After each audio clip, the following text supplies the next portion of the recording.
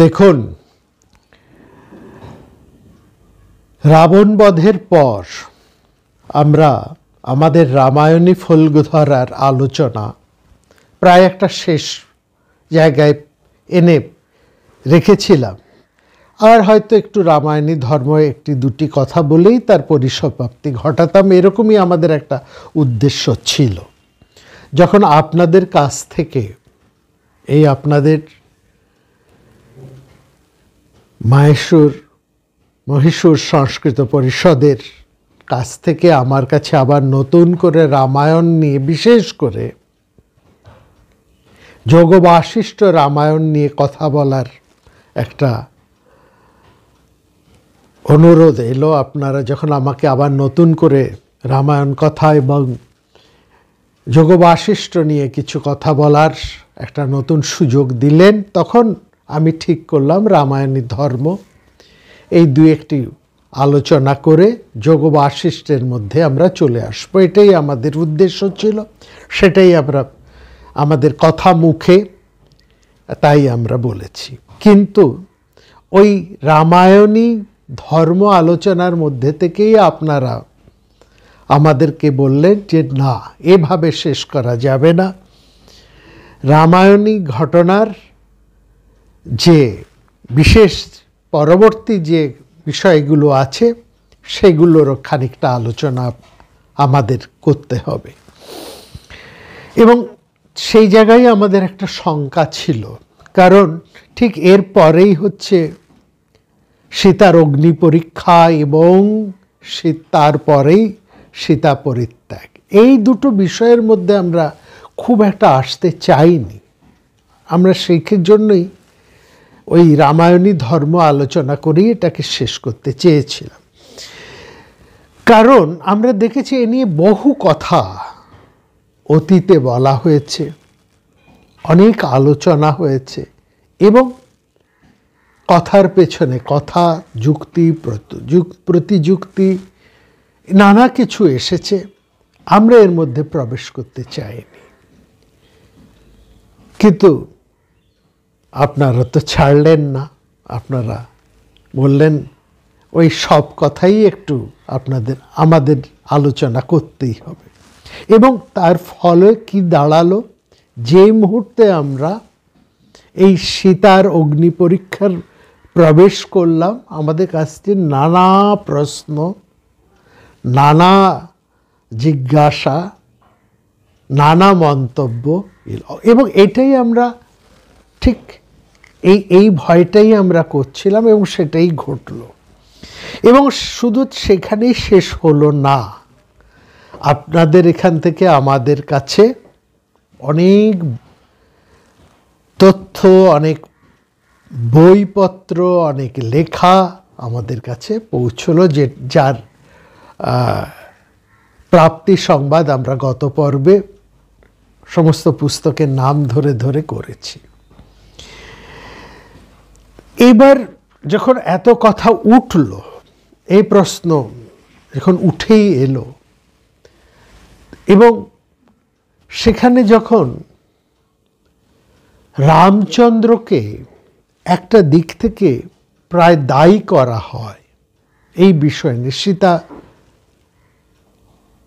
অগ্নি পরীক্ষা বা সীতা বিসর্জন, সীতা ত্যাগ ইত্যাদি যাবতীয় যা কিছুর জন্য যখন এক তরফা রামচন্দ্রকে দায়ী করা হয়, তখন আমাদেরও কিছু কথা বলার থাকে।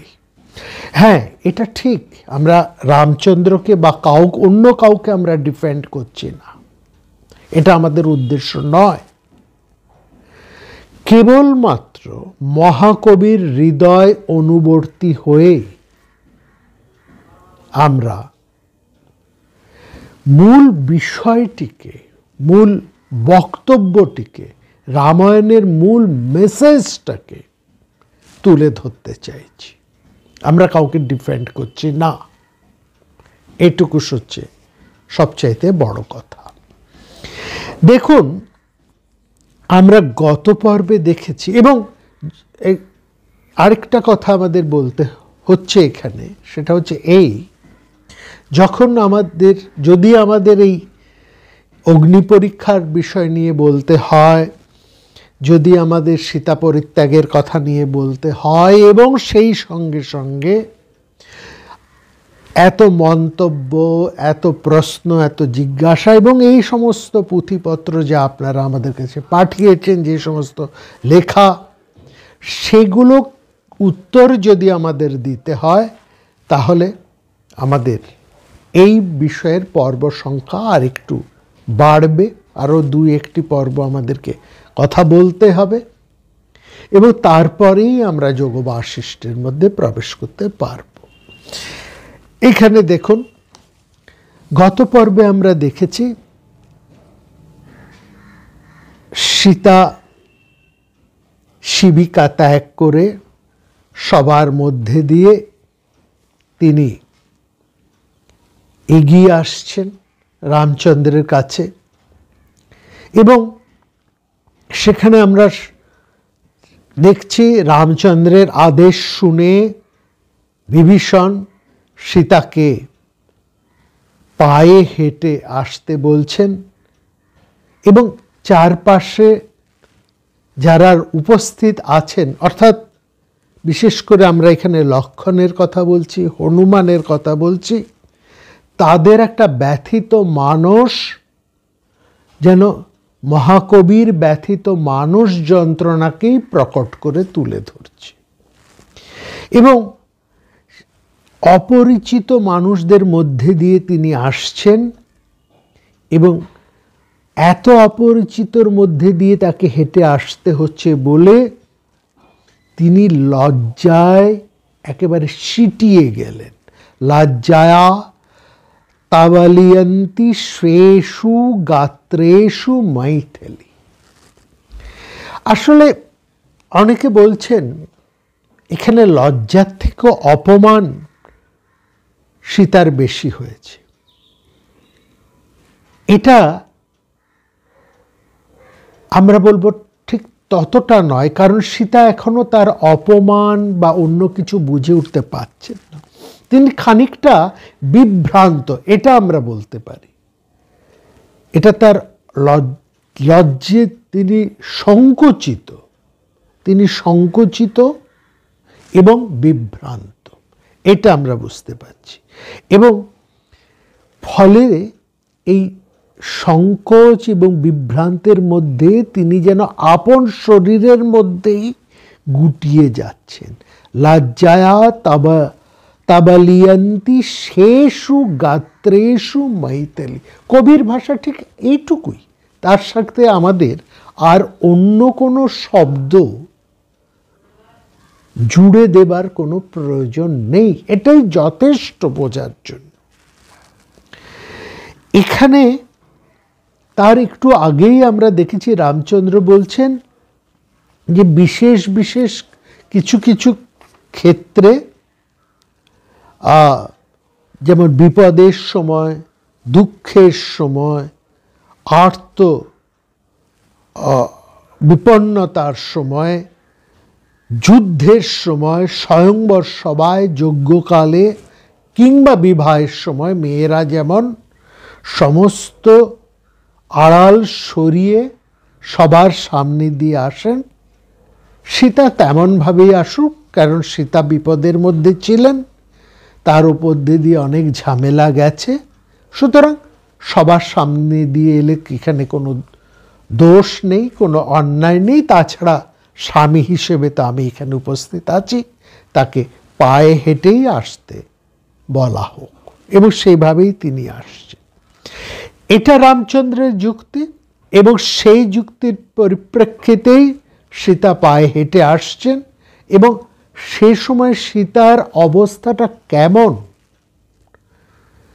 শেষু গাত্রেষু, তিনি একেবারে গুটিয়ে যাচ্ছেন তার নিজের শরীরের মধ্যে, এটাও আমরা দেখতে পাচ্ছি। এবং বিভীষণের পেছন পেছন তিনি এসে উপস্থিত হলেন শ্রীরামচন্দ্রের কাছে। এবার এখানে দেখছেন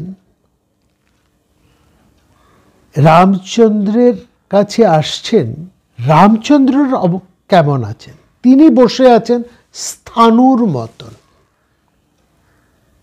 তিনি রামচন্দ্র আদেশ দিয়ে তিনি বসে আছেন স্থাণুর মতন, একেবারে নিশ্চল হয়ে।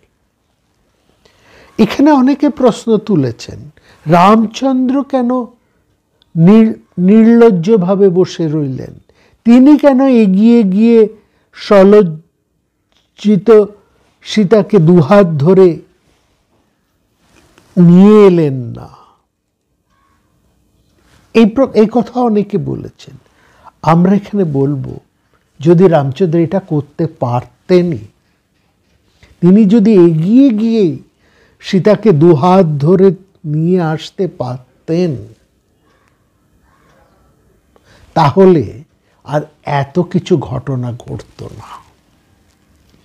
কেন তিনি পারছেন না? কোথায় তার বাধা? কোথায় তার ক্ষোভ? কোথায় তার যন্ত্রণা? কোথায় তার লজ্জা? কোথায় তার অপরাগতা? অপরাগ হয়ে গেছেন তিনি কোথায়? তার এই ভয়ঙ্কর রকমের অপরাগতাটা কোথায়?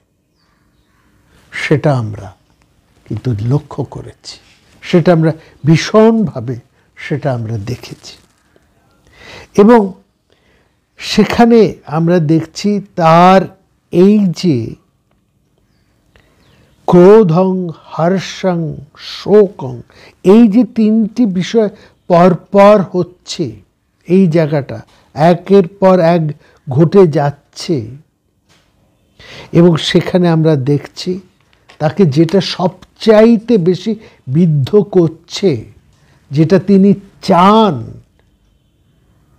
যেটা তিনি সমস্ত হৃদয় দিয়ে করতে চান, সেটা তিনি করতে পারছেন না বলেই তার ক্রোধও হচ্ছে, তার শোকও হচ্ছে। এবং ঠিক সেখানে এরকমই একটা যন্ত্রণা মুখর অবস্থায় তিনি স্থাণুর মতন বসে আছেন, পাথরের মতন। এবং তারপরে সীতা সে স্বামীর কাছে উপস্থিত হয়ে তার অবস্থাটা কেমন সেটা মহাকবি খুব পরিষ্কার করে বলছেন। বিস্ময়াশ্চ প্রহর্ষাশ্চ স্নেহাশ্চ পতিদেবতা।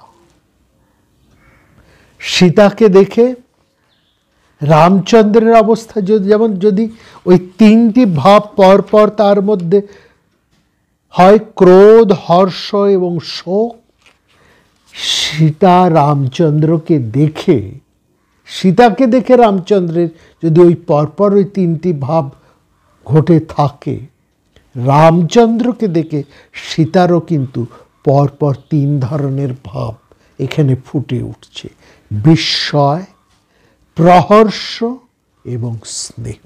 বিস্ময় কেন? কারণ এই আমার স্বামী,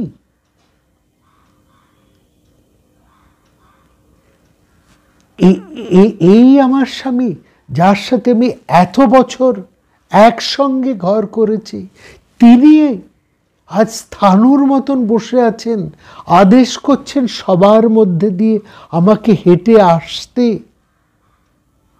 তিনি ঠিক যেন তার স্বামীকে চিনে উঠতে পারছেন না, এটা তার বিস্ময়।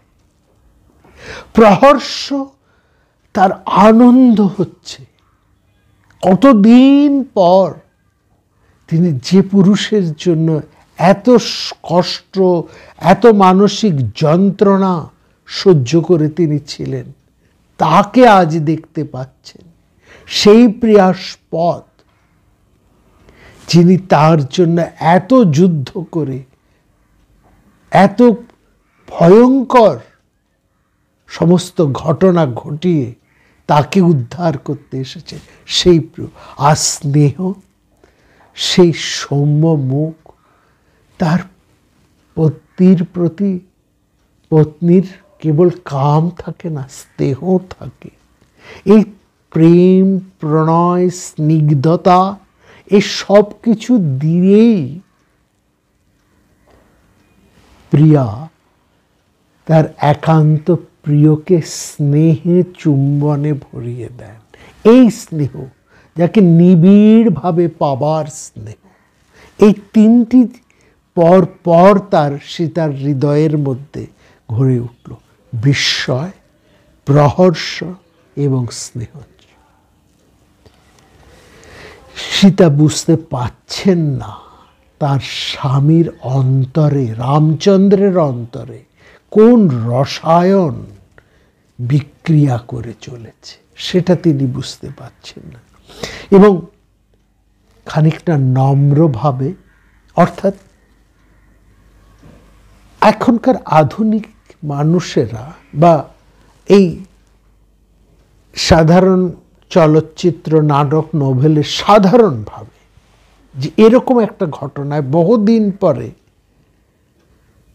যদি দেখা হয় দ্বৈত বা দ্বৈতা, যেটা সাধারণ মানুষরা ভেবে থাকেন, বা যে স্বামী এত কাঠখড় পুড়িয়ে, এত যুদ্ধ বিগ্রহ করে, এত যন্ত্রণা সহ্য করে তার স্ত্রীকে উদ্ধার করেছেন, সেখানে যে প্রতিক্রিয়াটি হবার কথা, যে উন্মাদনার যে প্রতিক্রিয়া, যে প্রণয়োচ্ছ্বাস ঘটবার কথা, এখানে কিন্তু সেটা ঘটবে না। কারণ দুটি: একটি রাজকীয় সেই গরিমা বা সেই একটা ব্যক্তিত্ব সেখানে কাজ করে, আরেকটা ভীষণ কাজ করে যে জিনিসটা, সেটা হচ্ছে দুজনের মধ্যেই এই প্রেম, ভালোবাসা, বিশ্বাস এতটাই সুগভীর, এতটাই নিবিড়, পরস্পর পরস্পরের প্রতি এতটাই বিশ্বস্ত যে সেখানে বাহ্যিক কোনো উচ্ছ্বাসের প্রয়োজন হয় না। সেখানে আলাদা করে বলতে হয় না আই লাভ ইউ বা আই লাভ ইউ টু, এসব কথা বলার কোনো প্রয়োজন সেখানে ঘটে না। সেখানে ওই ওই দৃষ্টিপাতটুকুই যথেষ্ট। এবং সেখানে আকুল ব্যাকুল উচ্ছ্বাস কিছু থাকে না, সেখানে যেটা থাকে থাকে ধীর গম্ভীর নম্রতা। এবং সেই জন্যই এখানে দেখুন মহাকবি বলছেন যে রামচন্দ্র তিনি তার রাজকীয় ব্যক্তিত্বের মধ্যে কিন্তু বসে আছে। এবং এই জায়গাটা বুঝবেন, আজ থেকে অন্তত 50 বছর আগেকার পুরুষদের মধ্যে যে, অর্থাৎ একজন দম্পতির মধ্যে, পুরুষ নয় দম্পতির মধ্যে যতটাই ভাব ভালোবাসা থাকুক, সেটার বাইরে দেখানোর মধ্যে একটা কিন্তু লজ্জা ছিল। এটা কখনো সম্ভব ছিল না, বা এটা প্রকাশ করার মধ্যেই একটা কোথাও যেন অসভ্যতা ছিল। এরকমভাবে সেটা হতো না।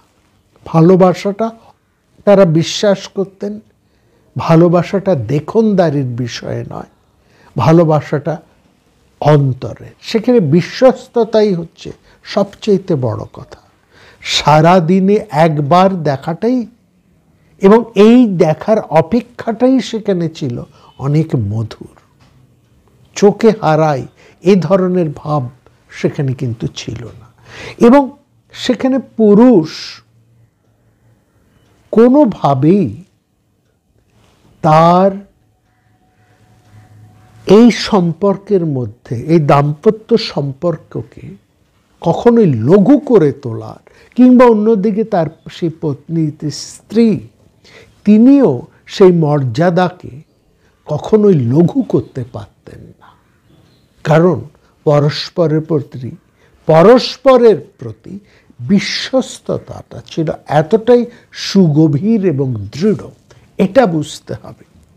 এই যে একটু ভালোবাসা না খেলা না করলে, অভিনয়ের খেলা না করলে, একটু ওই ভালোবাসি এইরকম রোমান্স না করলে সেটা ভেঙে যাবার মতন কাচের বাটি ছিল না। সেটা অনেকটা শক্ত বিশ্বস্ততার সুদৃঢ় ভূমির উপরে দাম্পত্য সম্পর্ক সেখানে কিন্তু বিরাজ করত। এই জায়গাটা বোঝা। এবং সেই জন্য আমরা দেখছি রামচন্দ্র তার সমস্ত ভাবকে, সমস্ত উচ্ছ্বাসকে, সীতা যেমন তার সমস্ত উচ্ছ্বাসকে একেবারে স্তব্ধ করে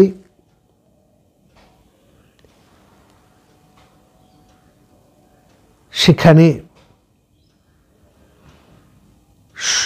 একেবারে লজ্জা নম্রভাবে এসে দাঁড়ালেন।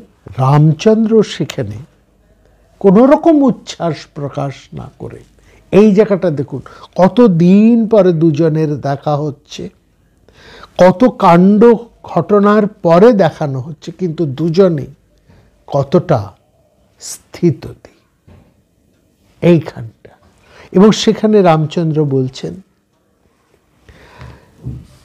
আমি শত্রুকে জয় করে তোমাকে জয় করেছি, শত্রুকে জয় করে তোমাকে জয় করেছি, এসাসী নির্জেতাবাদ্রে, এবং পুরুষকার দিয়ে আমার যা করা সম্ভব সেটাই আমি করেছি। আমার অনুপস্থিতিতে রাক্ষস তোমাকে হরণ করেছিল, সেই অপমান এবং শত্রু দুয়েরই নাশ আমি ঘটালাম। যে মানুষ অপমানিত হবার পরও অপমানের দোষ খালন করে না, তার পুরুষকার কখনোই মর্যাদা লাভ করে না।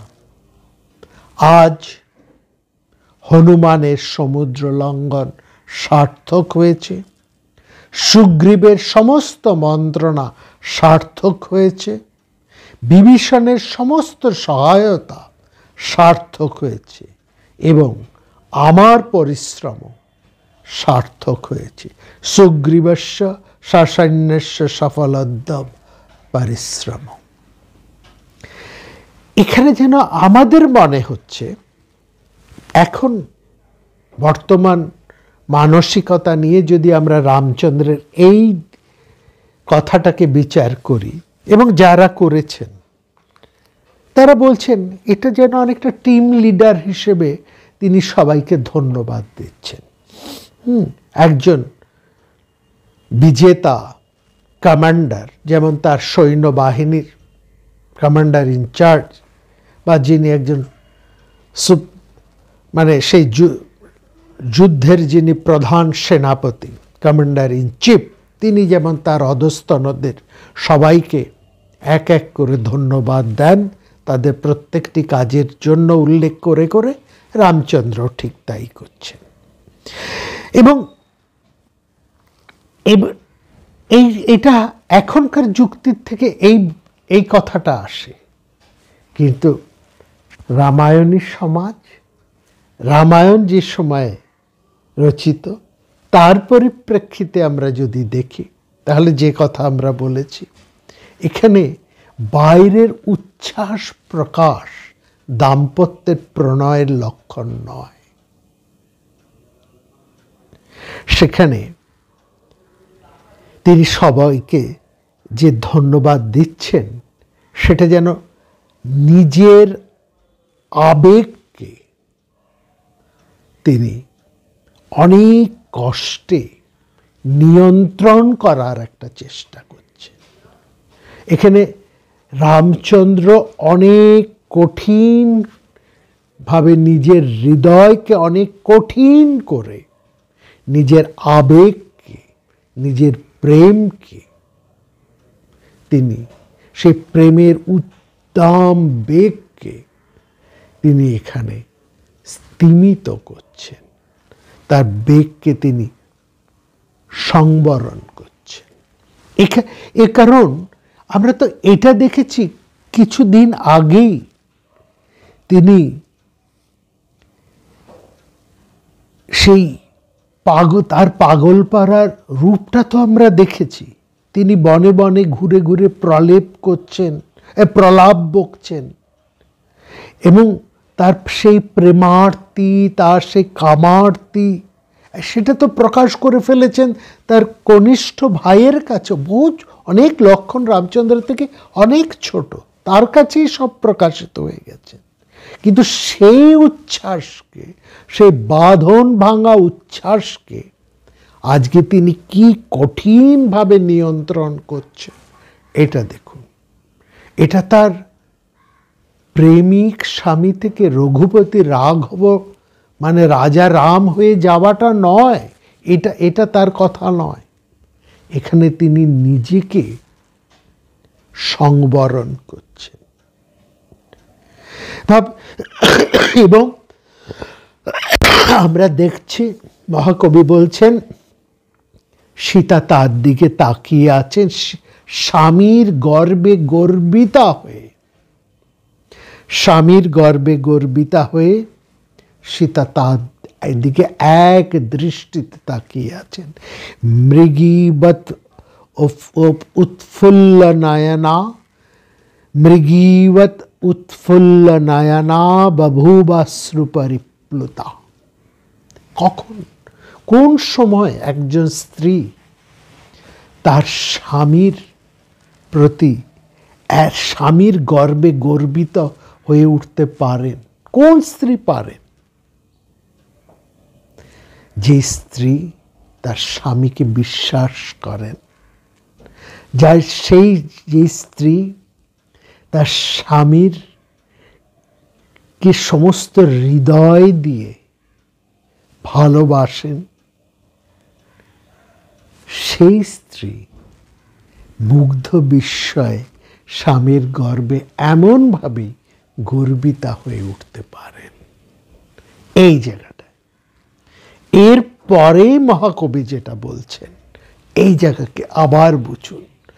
পরতে পরতে মহাকবি রামচন্দ্রকে ভাঙছেন, রামচন্দ্রকে প্রকাশ করছেন। একটা প্রেমিক চরিত্রকে কিভাবে প্রকাশ করছেন দেখুন। একদিকে তিনি মহাপ্রেমিক, তার মতো প্রেমিক আর কেউ নেই।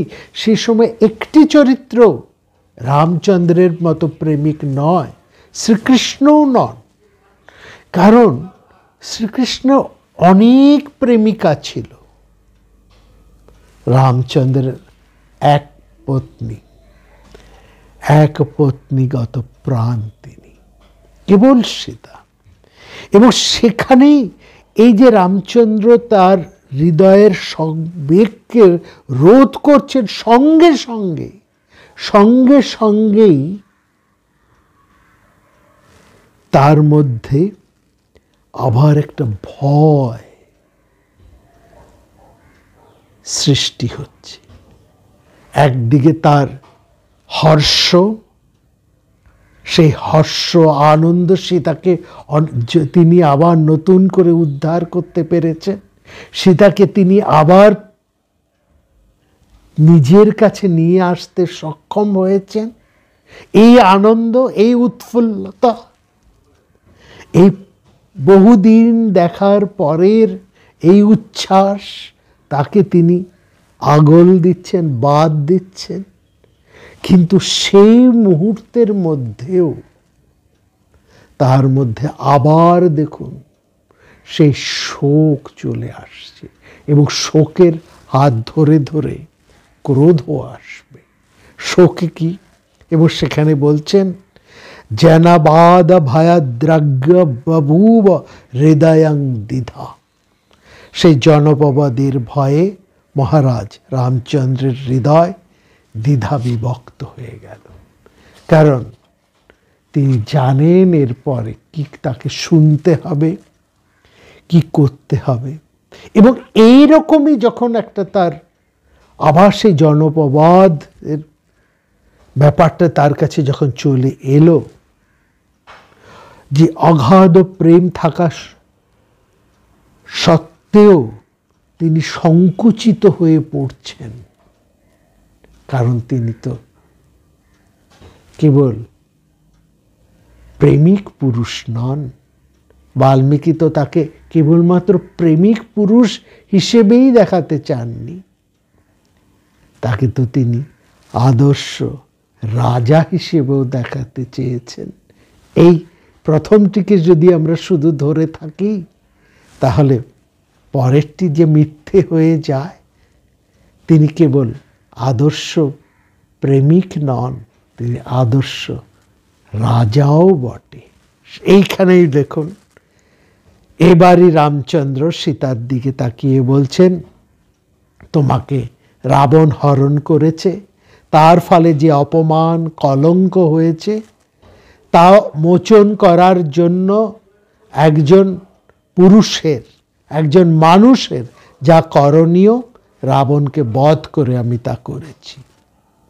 তবে বহু জনের সাহায্যে, বহু বন্ধুজনের সাহায্যে আমি যে বিশাল যুদ্ধ পরিশ্রম করেছি, সেটা কেবল তোমার জন্য নয়, না তদর্থং মায়াকৃতা।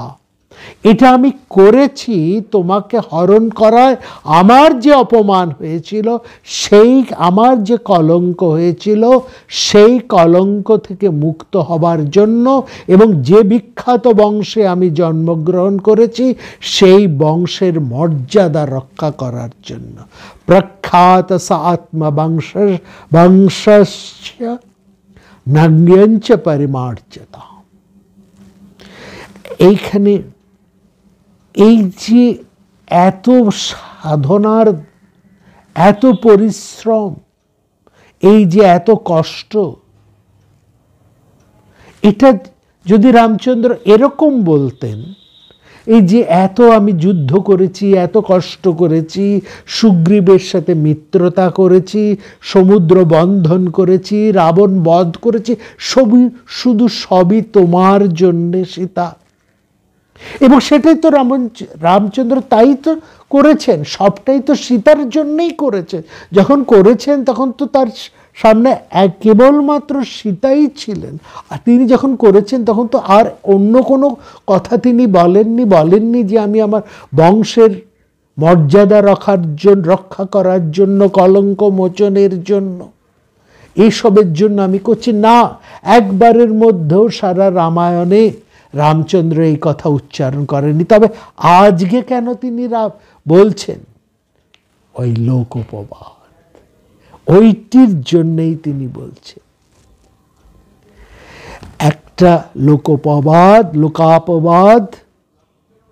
তার হৃদয়ে ঘটেছে, এবং সেই জন্য তিনি বলছেন, তোমার চরিত্রের ব্যাপারেই আমার সন্দেহ হচ্ছে। প্রাপ্ত চরিত্র সন্দেহ মামা প্রতিমুখে স্থিতা। তুমি যে আমার সামনে দাঁড়িয়ে আছো, এটা আমি সহ্য করতেই পাচ্ছি না।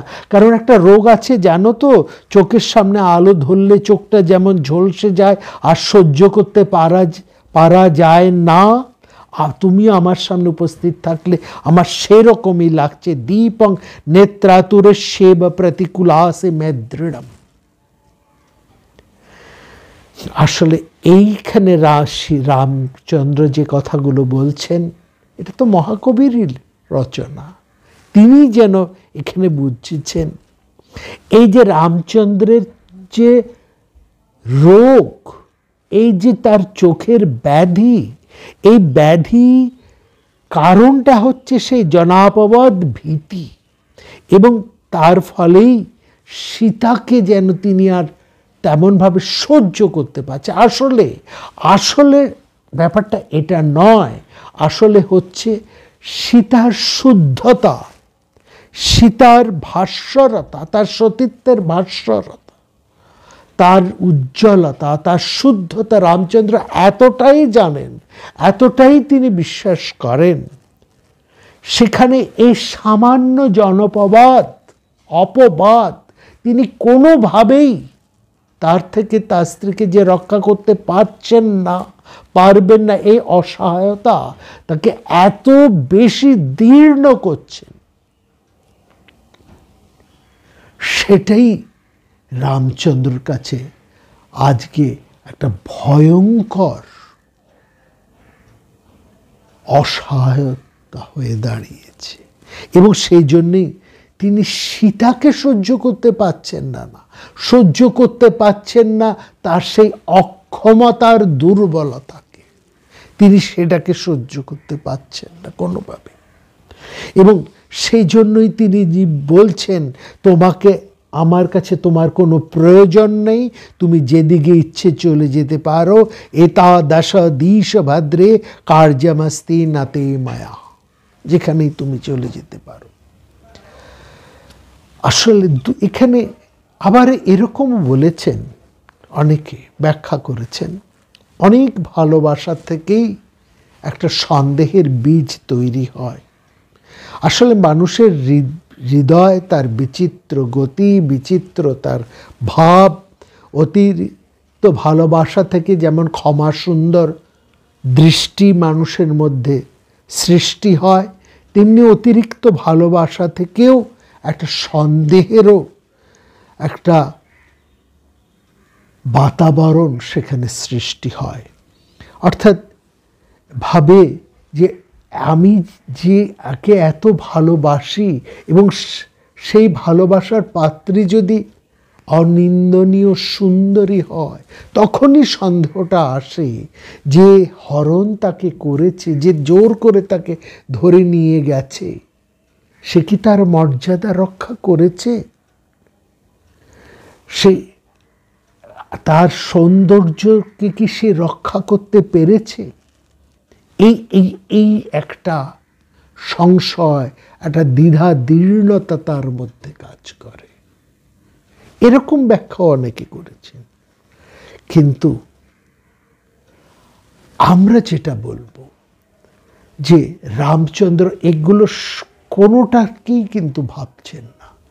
তিনি সীতার চরিত্র নিয়ে ভাবছেন না, সীতার কোনো রকম চারিত্রিক অশুদ্ধতা নিয়ে তিনি ভাবছেন না, এই ব্যাপারে তার এতটুকু কোনো সংশয় নেই, কোনো সন্দেহ নেই। তিনি তার শুদ্ধতা নিয়ে রামচন্দ্রের মনে এতটুকু সন্দেহ নেই। যদি থাকতো তাহলে হয়তো রামচন্দ্র খানিকটা বেঁচে যেতেন।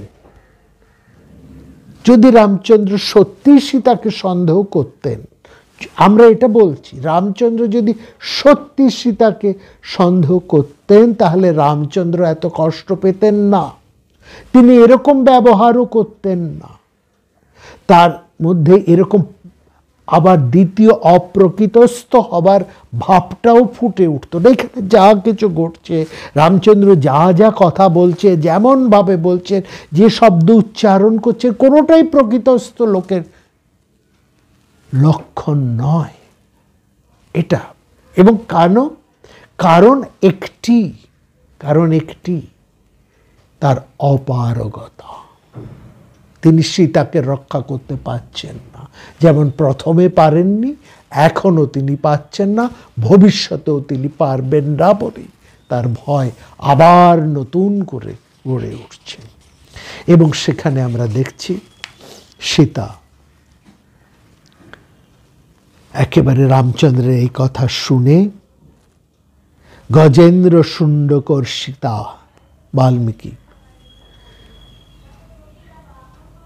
তার সীতার সেই কম্পিত, মুহুর্মুহু কম্পিত দেহ, তার অশ্রুমোচনকে বলছেন গজেন্দ্র শুণ্ডকর সীতা, লতার মতনই সীতা যেন অশ্রু বিসর্জন করছে। এবং সেখানে আমরা দেখছি সীতা তারপরে বলছেন যে তুমি আমাকে এরকম সন্দেহ করছো, বলছে এত সমস্ত তুমি যে সাধারণ জনের মতন কথা বলছো, একেবারে প্রাকৃত জন, মানে অত্যন্ত সাধারণ জনের মতন তুমি আমাকে সন্দেহ করছো, সেটা কি করে সম্ভব? আমরা দুজনে তো একসঙ্গে বেড়ে উঠেছি, একসঙ্গে বসবাস করেছি, আমরা দুজনেই দুজনকে তো জানি, তুমি সেটা কি করে আমাকে এটা সম্ভব?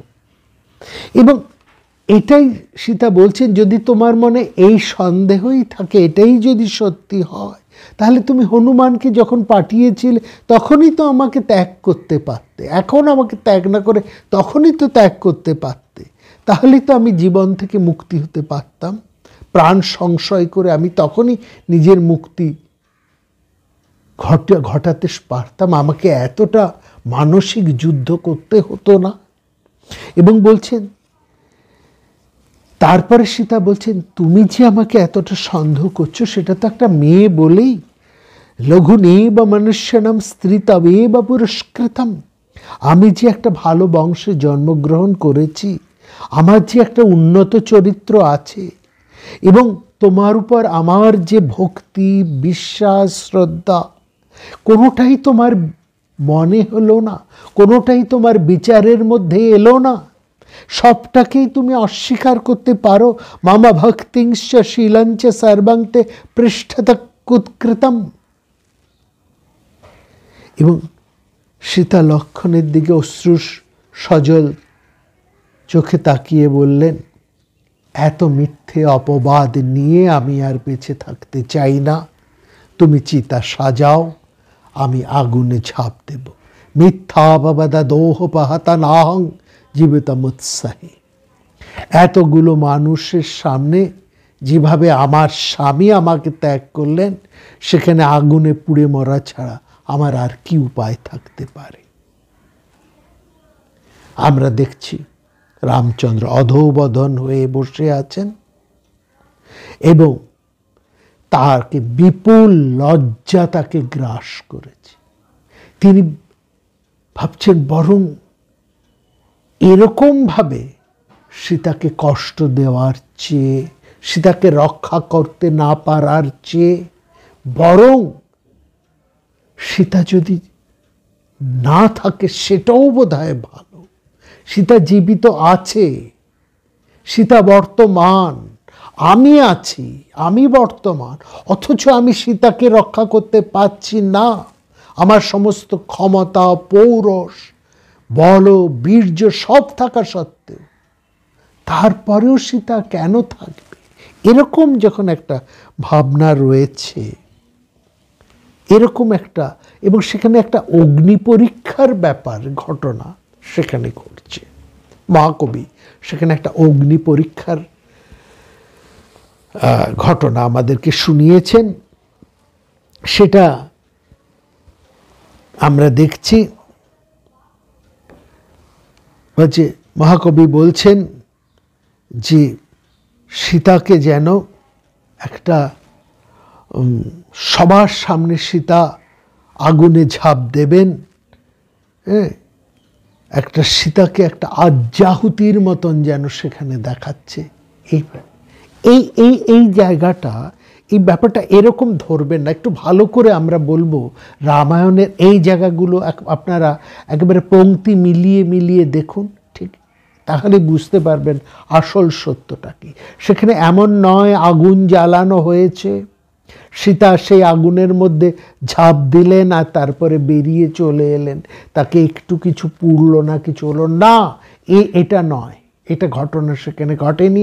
মহাকবি এই কথাটাও বলছেন না। মহাকবি যেটা বলছেন, এবং সেখানে আমরা দেখছি সমস্ত উপস্থিত জনসাধারণ, উপস্থিত যারা আছেন তারা কিন্তু বিদ্রোহ করে উঠলেন, তারা প্রতিবাদ করে উঠলেন। এবং রামচন্দ্র ঠিক এইটি চাইছিলেন, ঠিক এইটি তিনি চাইছিলেন।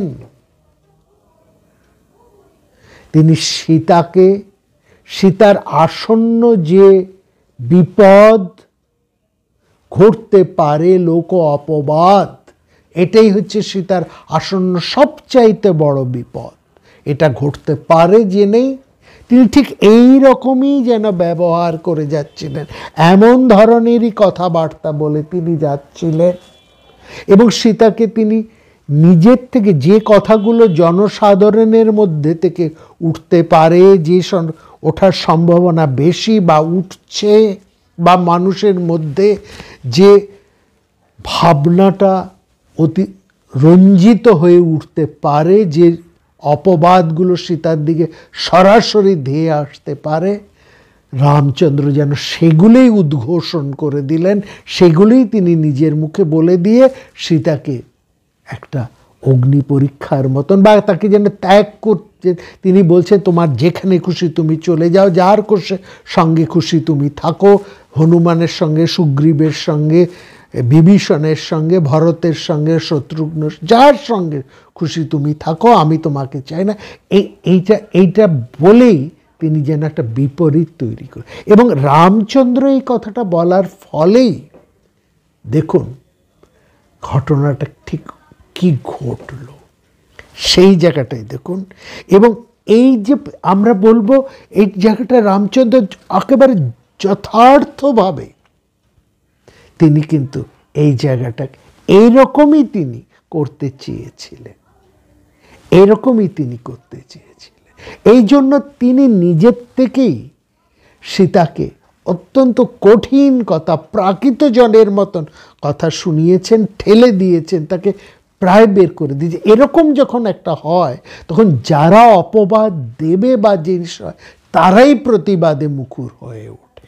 ঠিক রামচন্দ্র এটাই চাইছিলেন, এবং সেখানেই সমবেত জনতা তারা ভীষণভাবে প্রতিবাদ করে উঠলেন। রামচন্দ্র এই প্রতিবাদের ধ্বনিটি শুনতে চেয়েছে। ভালো করে দেখুন রামায়ণের মধ্যে এই কথাটি বলা আছে, সেখানে কিন্তু এটা বলা নেই যে সেখানে একটা অগ্নি পরীক্ষা হচ্ছে, আগুন জ্বালানো হয়েছে, সীতা সেই আগুনের মধ্যে প্রবেশ করলেন আর আগুন থেকে বেরিয়ে চলে এলেন, না এটা নয়, এই জিনিসটা সেখানে নেই। যা আছে সেটা এবার লক্ষ্য করুন। দেখুন সেখানে সীতা বলছেন, তুমি যখন আমাকে ত্যাগ করেছো তখন আর আমার বেঁচে থেকে প্রাণ রেখে কী হবে? লক্ষ্মণকে বলছেন, তুমি আগুন জ্বালাও, আমি আগুনে সবার সামনে, আমার স্বামীর সামনে আমি আমার নিজেকে এখানে পুড়িয়ে শেষ করে দেব। এই কথাটা সীতা যখন বলছেন, ঠিক সেই সময় দেখুন সেখানে অগ্নি পরীক্ষা উত্তীর্ণা যে সীতা, এই অগ্নি পরীক্ষাটা যেন রামচন্দ্র এনেছে এই সমবেত জনতার সামনের। এই কথাগুলিই হচ্ছে সীতার প্রতি অগ্নিবর্ষণ। এবং সেখানে তিনি এটা দেখাচ্ছেন যে সেখানে সমস্ত মানুষ, সেখানে বলছেন সমস্ত মানুষ সেখানে প্রতিবাদ করে উঠেছে। এবং তারা কারা? সেখানে বলছেন, সেখানে আমরা রামায়ণের মধ্যে পাচ্ছি অগ্নি পরীক্ষা উত্তীর্ণ সীতার জন্য রামচন্দ্রের অনেক প্রশংসা ঝরে পড়ছে। এবং সেখানে বলছেন তারা যারা এসছেন তারা কেউ শিব, কেউ ইন্দ্র, কেউ অগ্নি এবং ব্রহ্মা। মহাকবি বলছেন, এবং তারা এসে প্রতিবাদ করছেন। এই জায়গাটায় দেখুন তারা বলছেন যে এটা করতে পারো না রামচন্দ্র, এটা তুমি করতে পারো না, এই সীতা চিরশুদ্ধা, তাকে তুমি ত্যাগ করতে পারো না, এই কথাটা।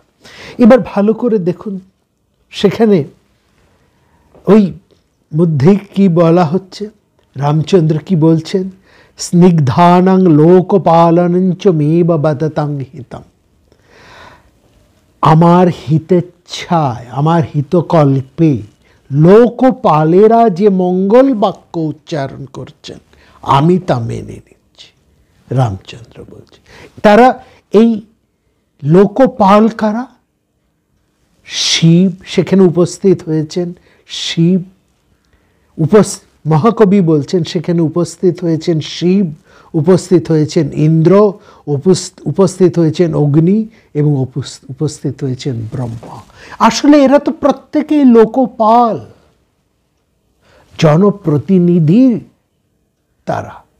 ইন্দ্র একজন জনপ্রতিনিধি, শিব গণপ্রতিনিধি, ব্রহ্মা তিনিও জনপ্রতিনিধি, অগ্নিও জনপ্রতিনিধি। এরা প্রত্যেকেই কিন্তু বৈদিক সাহিত্যে, বেদের মধ্যে এরা প্রত্যেকেই কিন্তু জনপ্রতিনিধি, জনগণ দেবতা, এরা প্রত্যেকেই জনপ্রতিনিধি। জনপ্রতিনিধিরা, সমস্ত জনগণের প্রতিনিধিরাই এসে রামচন্দ্রকে বলছেন এটা তুমি করতে পারো না। সীতা হচ্ছেন চিরশুদ্ধা, তারা যে এসে সিদ্ধান্ত নিচ্ছেন তুমি যা করতে যাচ্ছ এটা সঠিক করছো না। সীতা চিরশুদ্ধা, তাকে তুমি গ্রহণ করো। এবং তারা বলছে, এবং সেখানে স্বয়ং অগ্নি তিনি এগিয়ে এসে বলছেন আমি আদেশ করছি, আর একটি কথাও তুমি বলবে না। রামচন্দ্রকে বলছে আমি আদেশ, অর্থাৎ জনপ্রতিনিধিরা এসে বলছেন আমরা আদেশ করছি, আর একটি কথাও আপনি বলবেন না। না কিঞ্চিৎ বিধাতব্য অজ্ঞায়ামাপিতে। এটা জনতার আদেশ, সমস্ত জনতার প্রতিনিধি বলছেন অনেক কথা বলেছেন আপনি, আর একটি কথাও বলবেন না। এবং সেখানে রামচন্দ্র কি বলছেন? বলছেন সীতার চরিত্র যে শুদ্ধ সেটা আমার থেকে আর বেশি কেউ জানে না। বলছেন আমাকে ছাড়া আর কাউকে যে তিনি মনের মধ্যে স্থান দেননি সেটা আমি সবচাইতে ভালো জানি। অনন্য হৃদয়ং স্থিতং মচ্চিত্ত পরিরক্ষণে অপহবগচ্ছামি। কিন্তু তাহলে রামচন্দ্র যদি সব এতটা জানেন, তাহলে তিনি কেন এইরকম কথাগুলো বলছিলেন? কেন এরকম ব্যাপারগুলো ঘটল? কারণ রামচন্দ্র যদি এইভাবে ব্যাপারটাকে এই দিক থেকে ঘুরিয়ে না নিয়ে আসতেন, তার মনের কথাটাকে তিনি যদি সমস্ত জনসাধারণ জনপ্রতিনিধিদের কথার মধ্যে দিয়ে ফুটিয়ে না আনতেন, তাহলে জন অপবাদটি ভীষণভাবে গ্রাস করত। বলতো এই হচ্ছে সেই দশরথের ছেলে রামচন্দ্র, এই সেই মূর্খ। তার পিতা যেমন কামাতা ছিলেন, যেমন মূর্খ ছিল, সেই পিতার মতনই সে তেমনই মূর্খ, তেমনই কামাত্মা। বালিশবত কামাত্ম রাম দশরথাত্মজ। এর কোনো বাস্তব অভিজ্ঞতা নেই, এ এক অত্যন্ত কামাত্মা। একটা স্ত্রী, সুন্দরী স্ত্রী পেলেই হলো, না হলে পরের ঘরে যে কাটালো তাকে কোনো রকম বাজ বিচার না করেই তাকে নিজের ঘরে নিয়ে চলে এলো। রামচন্দ্র এই কথাটাকে আর কোনোভাবেই উঠতে দিলেন না। এবং শুধু উঠতে তিনি দিলেন না, তার নিজের বিশ্বাসকে তিনি সমস্ত জনতার মধ্যে দিয়েই প্রতিষ্ঠিত করে নিলেন। এই জায়গাটাই লক্ষ্য করা। এইটাই হচ্ছে অগ্নি পরীক্ষার ফল এবং অগ্নিদেবের আদেশের মূল তাৎপর্য। এইখানেই রামচন্দ্রকে আপনাদের বুঝতে হবে। এবং সেখানেই আমরা দেখছি রামচন্দ্র সীতাকে নিয়ে তিনি কিন্তু আশানন্দে তাকে কোলে বসিয়ে রামচন্দ্র সেই পুষ্পক রথে করে তিনি চলেছেন অযোধ্যার দিকে, তাকে সমস্ত হৃদয় দিয়ে গ্রহণ করে। কারণ তিনি কেবলমাত্র ক্ষত্রবীর্য পুরুষ নন, তিনি একজন কূটনৈতিক নেতাও বটে। এইটুকু তার করার প্রয়োজন ছিল, কারণ তিনি রাজা। তিনি যদি এইভাবে নিয়ে নিজের ইচ্ছেটিকে সমস্ত জনসাধারণের মধ্যে দিয়ে সেই প্রস্তাবের মতন করে পাশ করিয়ে না আনতেন। এই জায়গাটা বুঝুন, নিজের অন্তরের বিশ্বাসকে তিনি সর্বজনের বিশ্বাসের সঙ্গে যদি না মিলাতে পারতেন, তাহলে তো এই কথা অযোধ্যাতে উঠতই, বা অন্যান্য জায়গায় সঙ্গে সঙ্গেই উঠত যে একজন আমাদের এমনই রাজা যা সে কিনা পরস্ত্রী আসক্ত। এইখানে কিন্তু মজার ব্যাপারটা কি জানেন, এখানে ব্যাপারটা শেষ হলো না। মহাকবি এই জায়গায় এইভাবে রামচন্দ্রকে প্রতিষ্ঠা করতে পারলেন না তিনি, কারণ ট্র্যাজিক নায়ক তো এত সহজে তিনি রক্ষা পাবেন হয় না। এত সহজে যদি রামচন্দ্র মুক্তি পেয়ে যেতেন, এত সহজে সীতাকে তিনি যদি প্রতিষ্ঠা করতে পারতেন, এটা রামচন্দ্রের প্রতিষ্ঠা নয়, এটা সীতার প্রতিষ্ঠা। মনে রাখবেন, রামচন্দ্র সীতাকে প্রতিষ্ঠা করতে চেয়েছেন, তার নিজের অন্তরের মধ্যে যিনি প্রতিষ্ঠিত হয়ে আছেন তাকে সবার অন্তরের মধ্যেই প্রতিষ্ঠা করতে তিনি চেয়েছেন, সে শুদ্ধ বলে। কিন্তু সেটা তো এত সহজে সম্ভব হবে না। মানুষের চরিত্র যদি সেটাই হতো, তাহলে তো এত প্রশ্ন আপনারা রাখতেন না, এত বইপত্র আমার কাছে পাঠাতেন না, এই এত মুখর কথা যা পরবর্তী সময়ে উঠেছে সেগুলোও হতো না। অগ্নি পরীক্ষার ব্যাপারটা যদি বোঝাতে পারি এবং এখানেই যদি রামায়ণ শেষ হয়ে যেত, তা তো হয়নি। তারপরে তো সীতা বিসর্জনও ঘটেছে। এটা হয়, এটা হবে, আসবো। সীতা বিসর্জনের ব্যাপারটা নিয়েও আমরা আসব, সেখানেও আমরা রামায়ণ থেকে যুক্তি তুলে আপনাদেরকে দেখাবো। এবং তার আগে এই যে সমস্ত সাহিত্য একে নিয়ে গড়ে উঠেছে, যত কিছু রামচন্দ্রকে দোষী করে বা সীতাকে অন্যভাবে ব্যাখ্যা করে যারা যত সব রচনা করেছেন, এই যত, তাদের কথাও তো একটু বলতে হবে, তাদেরও তো কিছু, তাদের প্রশ্নেরও তো খানিকটা উত্তর দিতে হবে। যদি তাদের কথা আমরা ধরি, তাহলে তাদের যুক্তিকেও তো আমাদের খানিকটা খণ্ডন করতে হবে। আসবো আগামী পর্বে। যে সমস্ত মন্তব্য এসেছে, যে সমস্ত কমেন্টস এসেছে, যে সমস্ত প্রশ্ন আপনারা তুলেছেন, এবং বিশেষ করে দক্ষিণ ভারতের যে সমস্ত লেখা, কবিতা, গবেষণার কথা এসেছে, চলম তেলুগু নাটক চলমের যে রচনা এসেছে, সেখানে তারা সীতাকে যেভাবে দেখাতে চেয়েছে সেগুলো আপনাদেরকে আমরা শোনাবো, এবং তার উত্তর কি হতে পারে রামায়ণ থেকেও আমরা দেখাবো। অবশ্যই একটু ধৈর্য রাখবেন, ভালো থাকবেন, দেখা হবে পরের পর্বে। প্রাণারাম প্রাণারাম প্রাণারাম প্রাণারাম প্রাণারাম প্রাণারাম। কি যেন লুকানো নামে তাই মিষ্ট এত তব নাম প্রাণারাম প্রাণারাম।